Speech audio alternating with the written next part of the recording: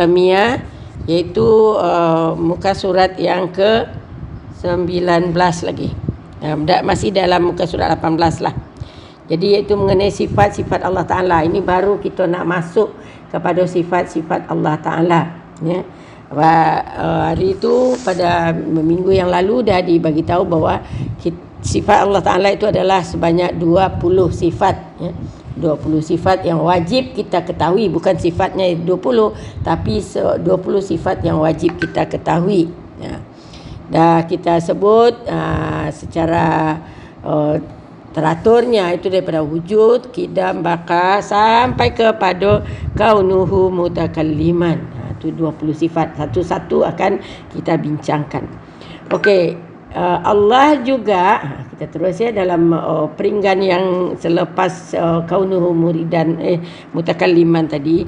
Allah juga mempunyai sifat-sifat yang lain selain daripada sifat 20, seperti sifat rahmat, ya, sifat kasih sayang itu tidak ada di dalam yang sifat 20, ya.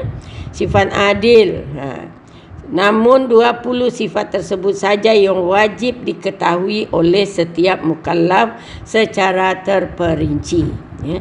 Sifat yang lain tu tak wajib diketahui secara terperinci.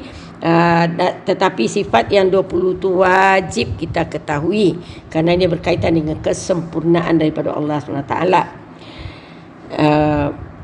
Berserta dengan dalil, kita ketahui secara terperinci berserta dengan dalilnya. Bagaimanapun kewajipan tersebut adalah mengikut kemampuan masing-masing, ya. Mengikut kemampuan masing-masing. Secara pendek pun boleh, kalau ayat Al-Quran secara pendek pun boleh, dengan dalil pun kecil pun boleh, ataupun dengan cara kalau dalil akli yang mudah-mudah saja pun boleh. Jadi ikut ke kemampuan masing-masing.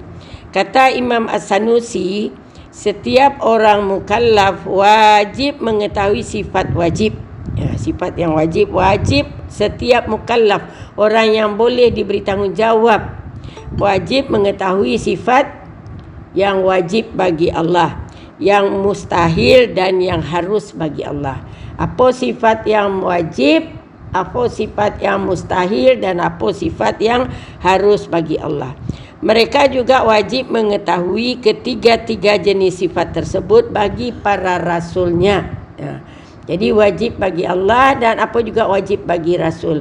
Apa yang mustahil bagi Allah dan apa mustahil bagi Rasul. Apa yang harus bagi Allah dan apa yang harus bagi Rasul. Itu wajib diketahui oleh setiap orang, setiap mukallaf.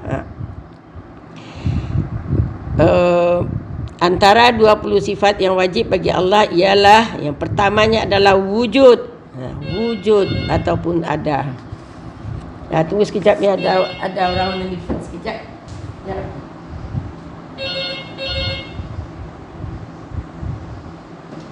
Halo. Salam, saya sedang mengajar. Saya sedang mengajar. Tak ada hubungan sekali.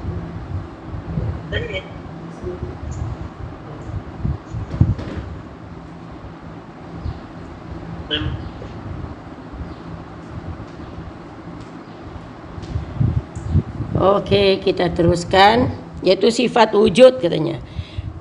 Telah mengemukakan apa dia cakap? Antara 20 sifat yang wajib bagi Allah Ta'ala adalah wujud. As-Sanusi juga telah mengemukakan sifat 20 tersebut beserta huraiannya yang ringkas. Okey. Bahagian sifat Allah. Bahagian sifat Allah. Jadi ulama tauhid membagi sifat 20 kepada 4 bahagian. Ya. Sifat Allah yang wajib diketahui tadi itu ada 20 dibagi kepada 4 bahagian. Sifat yang wajib bagi Allah 20 yang wajib kita ketahui dibagi kepada 4 bahagian. Satu disebut dengan sifat nafsiyah. Ya. Diri ataupun zatnya. Sifat nafsiyah adalah wujud. Satu tu je sifat nafsiyah. Sebab dinamakan sifat nafsiyah adalah kerana wujud hanya menunjuk kepada zat Allah semata-mata, ya. Sifat nafsiyah adalah sifat wujud yang hanya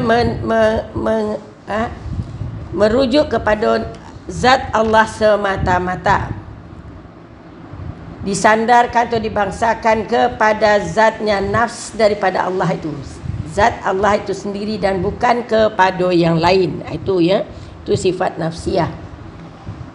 Sifat ini ada dalam fikiran saja, tak dapat dilihat dengan mata, ya. Sifat tu tak dapat dilihat dengan mata, ya. Tak lihat dengan mata kasar, tapi dia boleh dilihat dalam hati dan pemikiran saja, dalam otak kita saja. Itu wujudnya Allah tadi tu. Kita tak dapat melihat kerana zat Allah tak dapat kita lihat. Tidak, jadi dia adanya sifat wujud Allah tu di dalam zihin saja kita, dalam pikiran kita saja. Kemudian dia ada pada Allah saja. Dia dibangsakan kepada diri atau zat itu sendiri dan bukan kepada yang lain. Kalau wujud yang lain boleh dilihat, wujud saya boleh dilihat, wujud alam boleh dilihat, tetapi wujud ataupun zatiyah atau nafs diri Allah tu tidak dapat kita lihat dengan mata kita, ya. Tak dapat kita lihat dengan mata kita. Tu dia sifat nafsiyah. Sifat disebut juga sebagai sifat zatiyah, ya. Sifat nafsiyah disebut juga sebagai zatiyah, zat Allah. Atau sifat subutiyah, subut, ketetapan adanya Allah tadi itu, yang berhubung dengan zat Allah Ta'ala. Maksudnya apabila berbicara tentang nafsiyah, ia terus merujuk kepada zat Allah itu sendiri, merujuk kepada zat Allah. Tapi sifat ini kita takkan bincangkan. Sifat zat Allah tu macam mana zatnya tu, tak ada macam mana. Jangan fikirkan tentang zat Allah, tapi fikirkanlah tentang apa yang dijadikan oleh Allah. Kerana kita tak tahu dari apa dia apa semua tu, tak ada, ya. Tak ada, tu bukan pertanyaan untuk kita.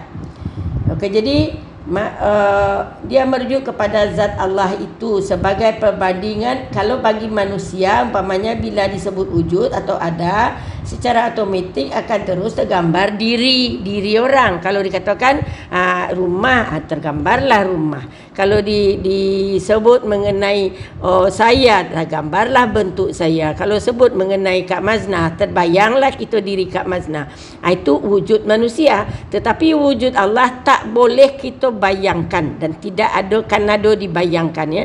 Karena dia wujudnya itu ada di dalam pemikiran kita, dalam zihin kita saja. Bukan boleh kita tengok dengan mata yang kasar, ya. Dengan mata yang kasar. Jadi itulah zat Allah semata-mata.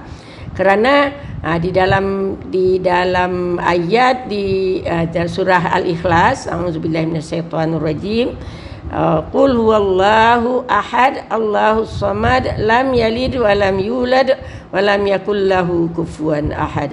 Katakanlah ya Muhammad, Allah tu esa, Allah tu adalah tempat kita bergantung, tiada punya anak dan tidak diperanakkan, dan tidak ada serupa baginya sesuatu pun. Jadi kenapa ayat itu turun? Karena orang bertanya, macam mana Tuhan engkau tu, dari mana ya Muhammad, dari apa dia, daripada emaskah, daripada perakkah, daripada apakah? Maka katakanlah, ada berapa ramai dia, anak siapa dia? Itu pertanyaan-pertanyaan. Maka Allah suruh jawab kepada Nabi Muhammad dengan kata, qul huwallahu ahad. Katakanlah Allah itu esa, Allahus samad, Allah itu adalah tempat meminta, tempat bergantung segala sesuatu. Lam yalid, tidak beranak dan tidak diperanakkan, dan tak ada serupa pun apa-apa dengan dia. Itu dia, ya. Jadi itulah dia yang sifat nafsiyah tu, sifat zat Allah itu sendiri, ya. Zat Allah itu sendiri yang merujuk kepada dirinya saja, tak boleh, tak ada kaitan dengan yang lain.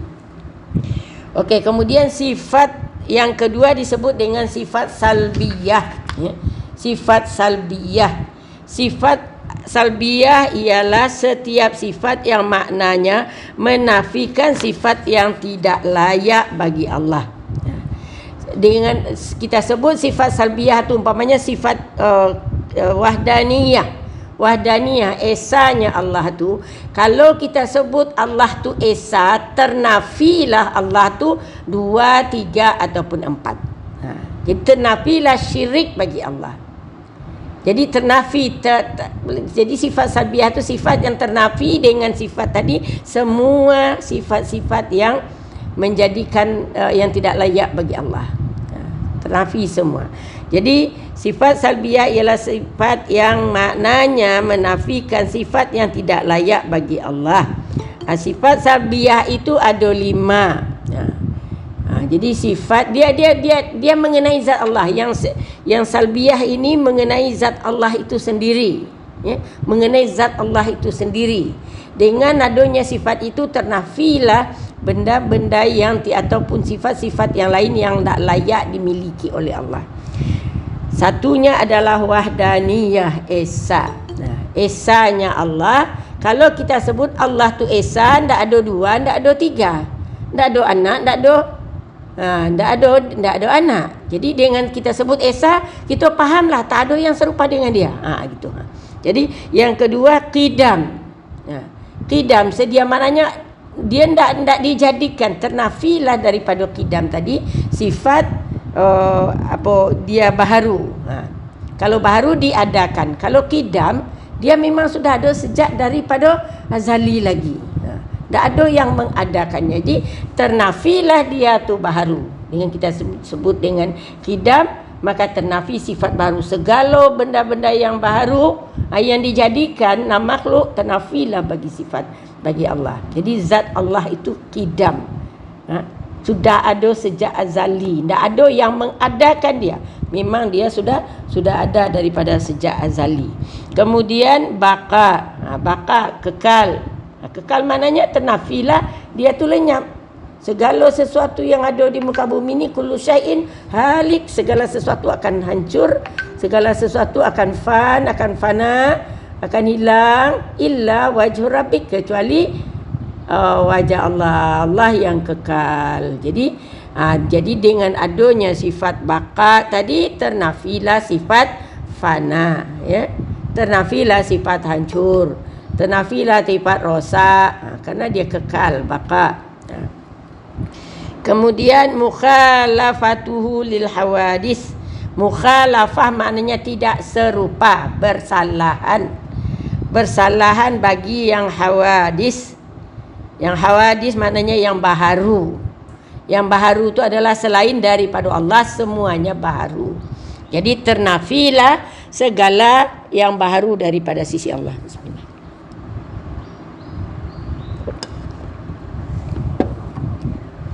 Dan kemudian qiyamuhu binafsih, berdiri dengan sendirinya. Maknanya tidak ada orang yang menolong. Apa saja dia dalam perbuatannya, tak ada satu orang pun yang menolong dia. Tak ada perlukan, bukan tak ada orang menolong, tidak perlukan pertolongan, dia sendiri melakukan segala sesuatu. Jadi mengadakan alam, mengadakan apa sahaja, memerintah alam ni semua dia yang berkuasa. Jadi dia qiyamuhu binafsi, tak ada nak minta tolong dengan orang walaupun dengan siapa. Tu yang kalau sekiranya ada yang mengatakan Allah tu ada lebih daripada satu, bermakna Allah tu minta pertolongan pada yang lain. Tapi ini ternafi, ya, dengan qiyamuhu binafsi, dia berdiri dengan sendirinya. Itu mukhalafatuhu lil hawadis, mukhalafah menyalahi pada yang baru. Tak ada sama, apa saja tak sama dengan yang baru. Pendengarannya kala, penglihatannya kala, semuanya tak ada yang sama dengan yang baru. Jadi tidak ada sama sikit pun, tiada. Jadi mukhalafatuhu lil hawadis. Kemudian qiyamuhu binafsi, itu yang ke-6. Qiyamuhu binafsi, berdiri dengan sendirinya.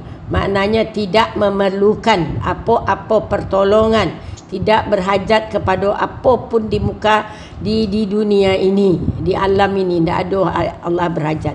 Jadi Allah tidak ada berhajat pada kita, ya.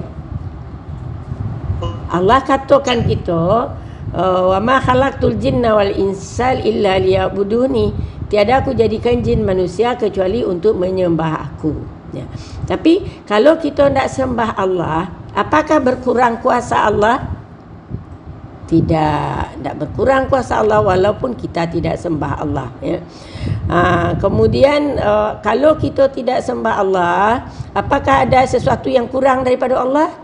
Tak ada. Jadi kita menyembah Allah tu bukan untuk Allah tetapi untuk kita, ya. Untuk diri kita sendiri supaya kita selamat.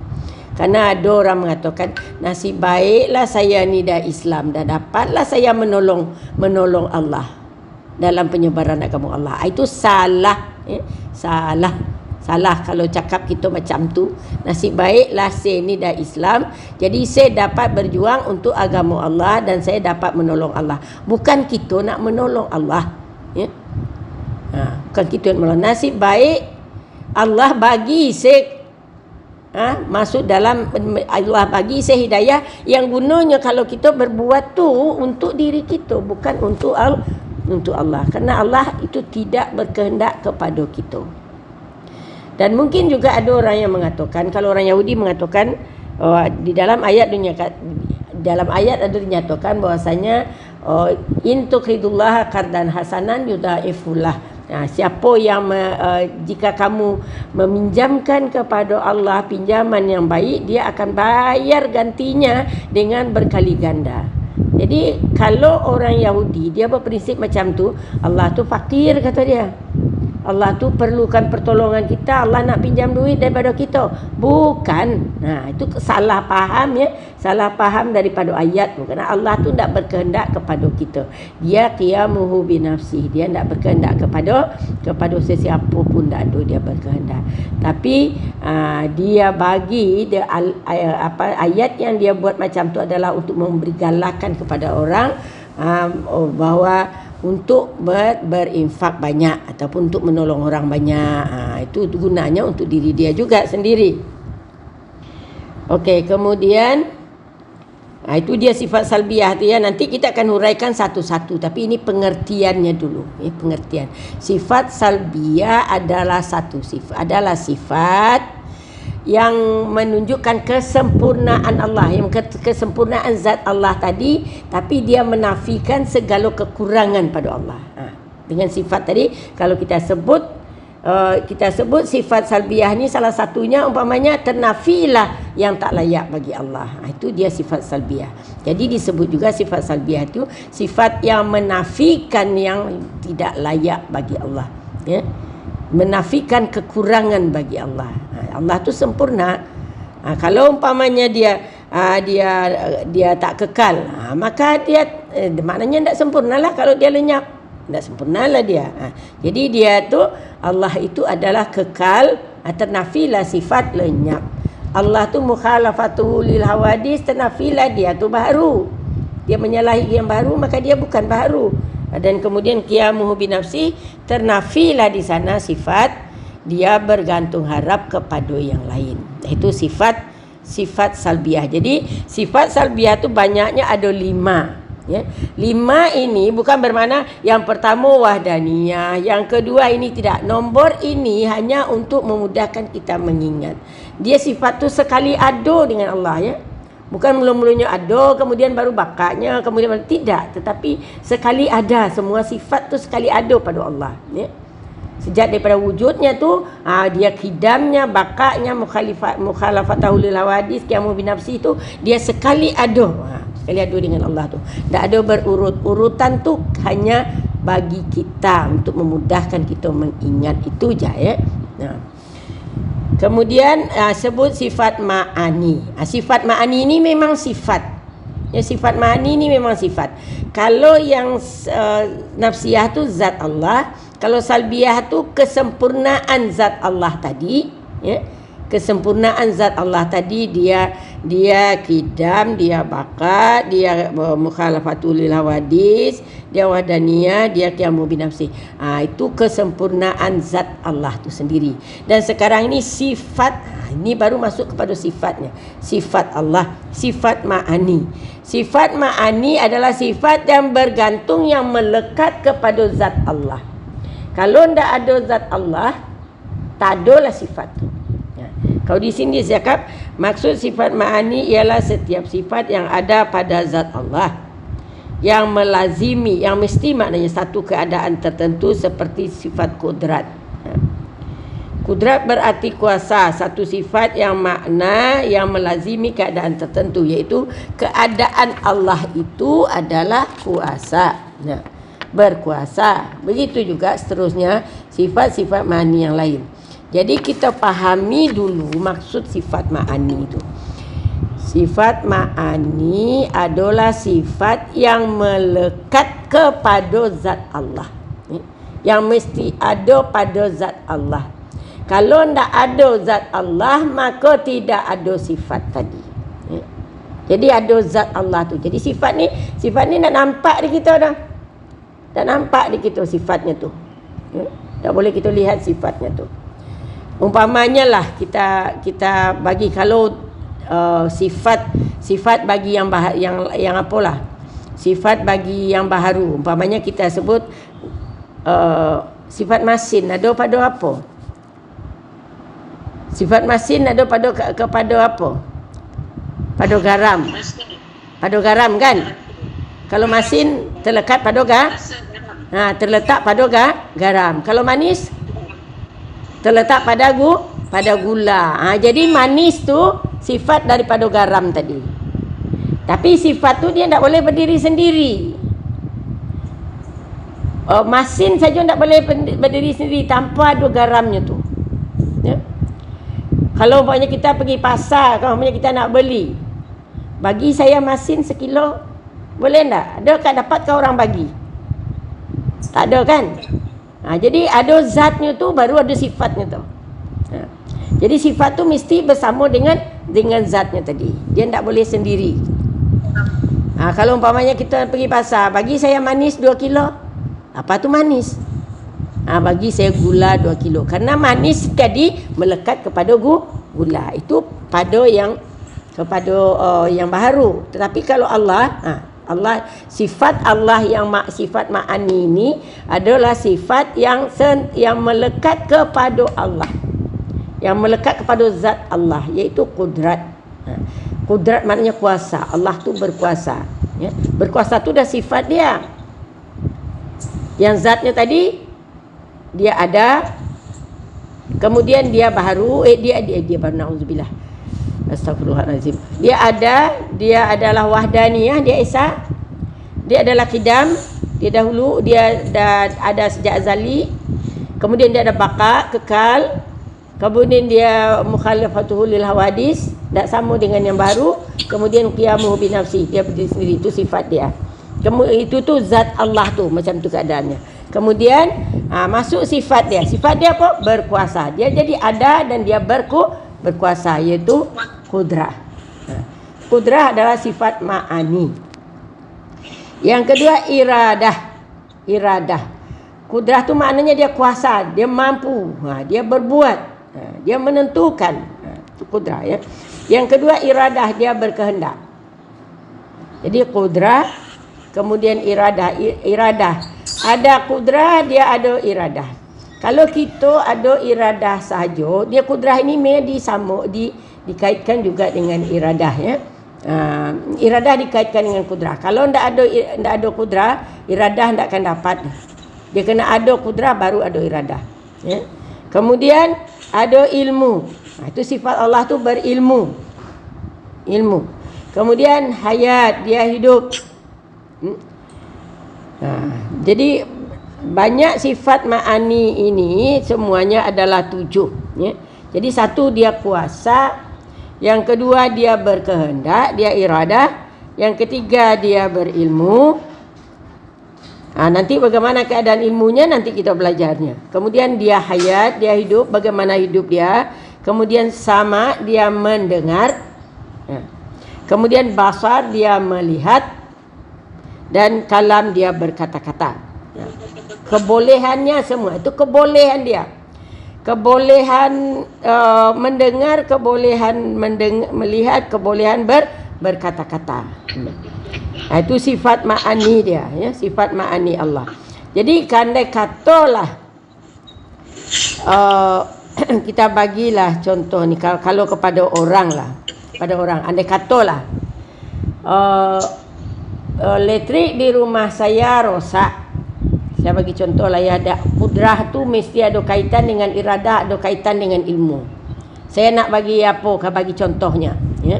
Elektrik di rumah saya rosak, saya tak boleh buat. Jadi kemudian ada anak di rumah. Anak tu ada zat anak ni, ada di rumah. Kemudian yang anak tadi, dia lemah. Dia ikut OKU. Bolehkah dia nak berbuat walaupun dia ingin nak berbuat? Bolehkah dia berbuat? Tak boleh. Kerana dia OKU. Dia tak boleh nak berbuat. Dia tak ada kudrah. Ataupun ada orang di rumah, dia dah tua. Ada atuk di rumah yang kan, bolehkah dia nak membaiki kipas tu? Dia tak ada iradah. Jadi kena ada kudrah dia. Adapun iradah dia, adapun keinginan dia nak buat, tapi dia tak ada kudrah. Jadi untuk beriradah tu kena ada kudrah. Kemudian dia ada kudrah, dia kuat. Dia ada ingin nak buat tapi tak ada ilmu. Tak tahu caranya. Bolehkah dia buat? Tak boleh. Tak boleh kan? Kalau tak ada ilmu, macam mana nak buat, nak baiki? Pandang je lah, tak pandai nak buat apa-apa. Tak tahu macam mana nak buka dia. Di mana screwdriver nak dipasang, apa semua. Tak ada tahu, tak ada ilmu. Jadi, kudrah, iradah, ilmu. Kemudian satu lagi hayat. Dia pandai, dia seorang yang pandai. Dia engineer. Dia ada di rumah. Tapi dia dah jenazah. Bolehkah dia buat? Tak boleh. Jadi kena ada hayat juga. Okey. Kemudian sama basar kalam. Itu lain ya. Jadi yang 4 sifat yang pertama ni dia berkaitan ya. Kudrah, iradah, ilmu, hayat. Jadi untuk membuat sesuatu, untuk Allah berbuat, mesti ada kudrat. Mesti ada iradah. Kalau tak ada iradah, dia pandai. Dia pandai, orang tadi pandai. Dia ada ilmu, dia hidup gagah tapi dia tak nak buat. Boleh terwujudkah? Tak boleh juga. Walaupun dia ada ilmu, dia hebat. Kemudian dia ada kuasa, dia ada hayat, dia hidup, tapi dia tak ada keinginan nak buat, maka tak dapat juga. Jadi untuk terjadinya sesuatu tu, sifat ma'an ini memang sifat ini adalah sifat yang wajib bagi Allah, yang terlekat pada diri Allah ya, terlekat pada zat Allah tadi yang tidak berpisah ya, tak berpisah ya. Kudrat tak berpisah daripada Allah, iradah tak berpisah, sentiasa ada pada Allah ni ya. Sentiasa ada, sifat yang 7 ini sentiasa ada pada Allah. Itu sifat ma'ani ya. Sifat yang menunjukkan kesempurnaan, yang menyatakan Allah itu sempurna. Dia ada kudrah, dia ada kemahuan, dia ada ilmunya macam mana ilmu dia. Kemudian dia hayat, dia hayat, hidup. Kemudian mendengar, sama ada mendengar, bukan sentiasa mendengar ya, dia sentiasa mendengar. Tapi kalau tak ada yang nak didengar dia, jadi sifat dia lah kemampuan mendengarnya tu. Kemudian basar, melihat. Allah sentiasa basir, sami, maha mendengar, maha melihat. Walaupun kita berbisik, bercakap, Allah pun dengar. Jadi batasan pendengarannya, batasan penglihatannya tu hanya ada pada Allah sahaja. Itu sifat yang wajib, sifat yang sempurna dia. Kemudian kalam, berkata-kata. Allah berkata-kata. Saya nak tanya, Allah tu sentiasa berkata-katakah? Sentiasa bercakapkah Allah tu terus? Tidak ya. Allah berkata-kata tu, yang kalam Allah tu ada dalam Al-Quran. Jadi tapi Allah tu berkata, tetapi tidak sentiasa bercakap. Kalau tak ada katakan dia ada kan mutakallim, tak ada dikatakan sentiasa bercakap. Tapi kalau yang sami sentiasa mendengar, sentiasa melihat, hayyan sentiasa hidup, itu memang kalau mutakallim tu kalau Allah nak berkata-kata dia berkata-kata, kalau tak nak dia tak berkata. Tu mengikut kemahuan dia. Okey, jadi sifat ma'ani adalah sifat yang lekat pada zat Allah, yang tidak dapat dipisahkan. Kalau tidak ada zat Allah, maka sifat ini tidak dapat berdiri dengan sendirinya. Ya. Tapi zat Allah itu boleh berdiri tanpa ada sifat tadi. Tetapi sifat ma'ani ini tak boleh berdiri tanpa ada zat Allah. Nah, macam saya katakan tadi, tidak dapat manis tu berdiri sendiri tanpa gula. Ya. Tanpa zat gula. Kalau mangga pun zat gulanya ada, tu maka dia manis. Kalau tak ada zat gulanya, tak adalah dia manis tu. Jadi masin tu macam itu juga.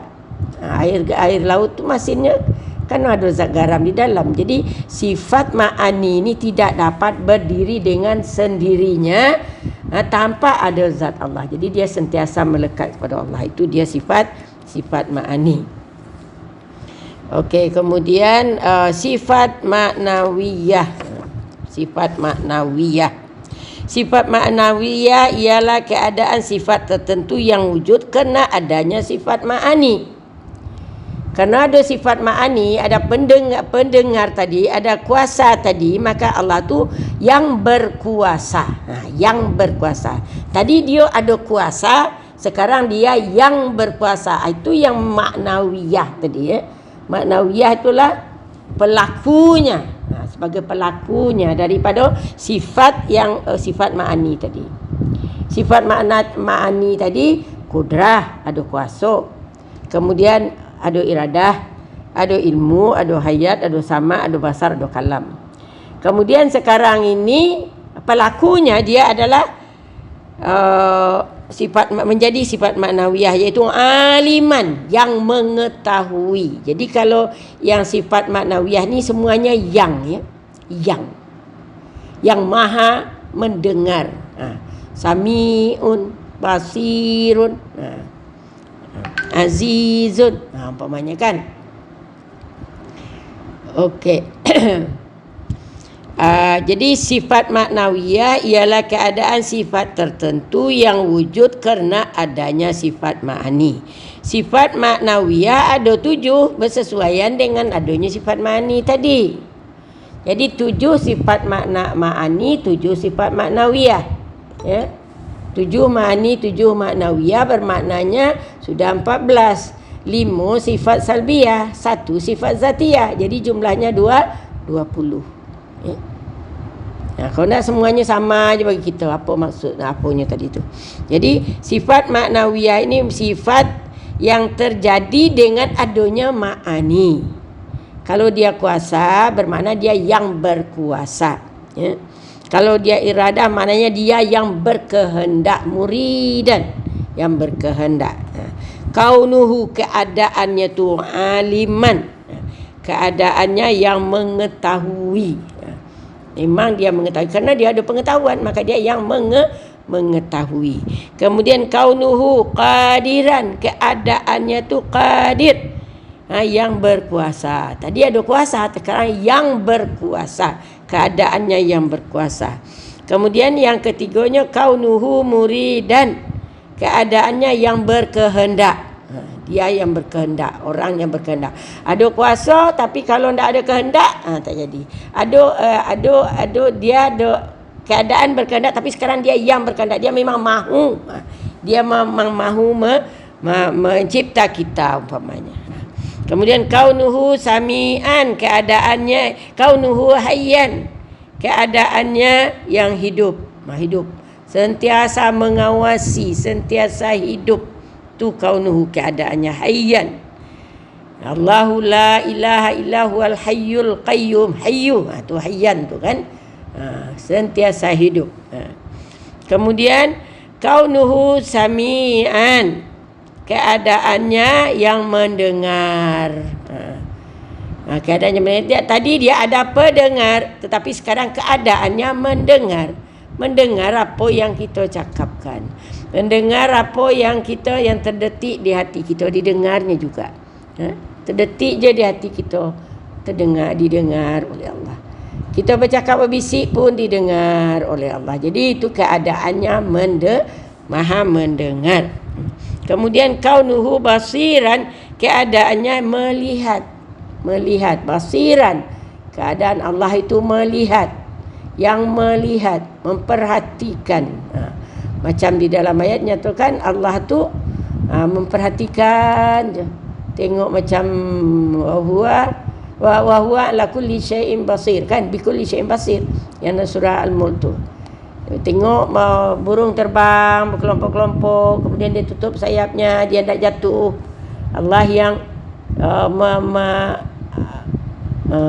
yang menahannya daripada tak jatuh, dan Allah sentiasa memperhatikan, basir, memperhatikan. Itu keadaannya. Okey, kaunuhu mutakalliman, keadaannya yang berkata-kata. Itulah keadaan, itulah sifat maknawiyah. Jadi saya ulang semula untuk lebih kita faham. Sifat zatiyah sama dengan sifat nafsiyah, sama dengan sifat subutiyah, iaitu sifat tentang zat Allah, ya. Zat Allah, adanya Allah. Itu satu sifat saja, ya. Allah tu ada. Kemudian bagaimana keadaan adanya zat Allah tu macam mana, terletak dalam sifat salbiyah yang 5. Keadaan zatiyah zat Allah tadi tu, dia keadaannya qidam, ya. Salbiyah artinya menafikan, artinya dia tu memang telah ada sejak dahulu. Dia wahdaniyah dulu, keadaannya tu esa. Jadi dia ada dan dia esa. Esanya, adanya tu macam mana? Adanya qidam. Ada zatnya tu qidam, ada sejak dari azali, tak perlu kepada penyebab. Kalau orang lain, kita lain zat kita ni. Zat kita memerlukan pada penyebab. Kalau tak ada Allah, kita tak ada. Umpamanya kita ada sekarang ni, kerana ada Allah. Kalau tak ada Allah, kita tak ada. Kerana ada ibu kita, kalau tak ada ibu kita, kita pun tak ada, tak dilahirkan oleh ibu kita. Tapi kalau Allah tidak ada, ya. Sifat Allah tu adalah qidam. Kemudian wujud wahdaniyah, kemudian qidam, kemudian baqa. Macam mana keadaan zat Allah tadi ni? Dia kekal. Dia kekal, takkan lenyap, takkan pernah lenyap. Dan kemudian dia tak sama dengan yang baru. Apa-apa saja tak ada yang sama dengan baru. Mukhalafah lil hawadis. Mukhalafah bukan mukhalifah, ya.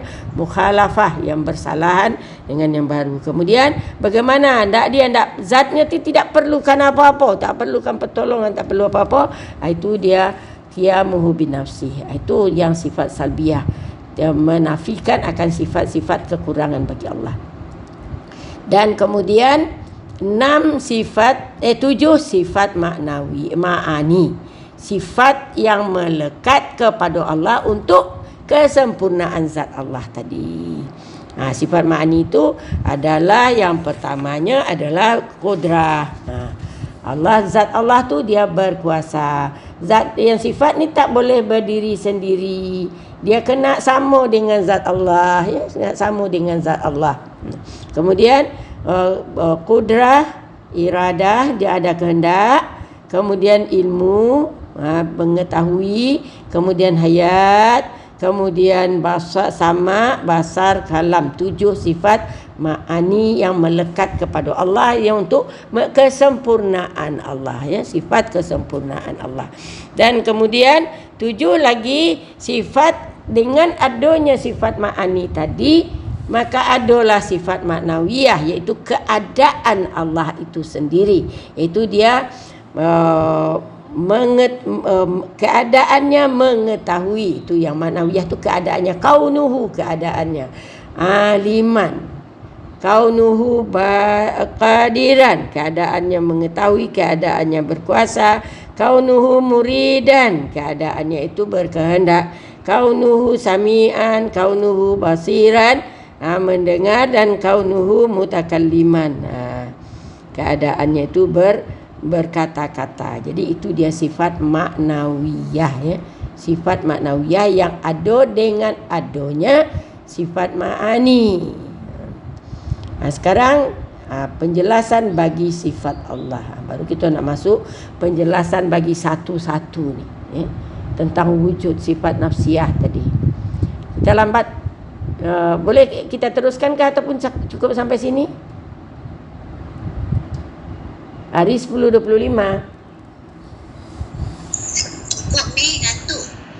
Mengantuk. Ustazah. Ya Allah, ya. Ustazah. Ya. Ustazah, boleh ulang balik tak sifat manuiyah tu Ustazah? Saya tak sempat kali lah. Sifat. Ulang balik semula. Sifat manawiyah. Apa dia sifat manawiyah? Yang pertama, kaunuhu aliman. Keadaannya mendengar. Keadaannya yang aliman, yang mengetahui. Kaunuhu aliman, keadaannya yang mengetahui. Kaunuhu yang keduanya daripada sifat maknawiyah tadi, kaunuhu qadiran, keadaannya yang berkuasa. Keadaannya yang berkuasa. Kaunuhu muridan, keadaannya yang berkehendak. Kaunuhu muridan, keadaannya yang berkehendak. Yang keempat, kaunuhu hayyan, keadaannya hidup, yang hidup. Jadi yang tu, dialah yang tu. Kaunuhu sami'an. Dah cukup dah. Kaunuhu sami'an. Kaunuhu sami'an, kaunuhu basiran, kaunuhu mutakalliman. Jadi kalau daripada kudrah menjadi qadiran, ya. Kudrah sifat ma'aninya, sifat manawiyahnya jadi qadiran kan. Kalau sifat ma'aninya iradah, sifat manawiyahnya muridan, yang berkehendak. Kalau sifat ma'ani dia ilmu, ya. Sifat maknawiyah dia aliman. Aliman. Kalau sifat ma'ani dia hayat, sifat ma'ani di maknawiyah dia adalah hayyan. Hayyan. Tadi hayat, sekarang hayyan. Kemudian kalau sami'an, kalau basar basiran, kalau kalam mutakalliman. Jadi itulah. Dia berasal daripada sifat ma'ani, maka timbullah sifat maknawiyah. Kalau tidak ada ma'ani, tidak ada maknawiyah. Kemudian sifat ma'ani ini dia bergantung kepada zat Allah, dia melekat dengan zat Allah. Melekat dengan zat Allah. Kalau dia tidak boleh berpisah, tidak boleh dia hidup saja, tak boleh, mesti ada zatnya tu. Itu dia. Sifat ma'ani tadi. Jadi sifat itu adalah semuanya sifat kesempurnaan.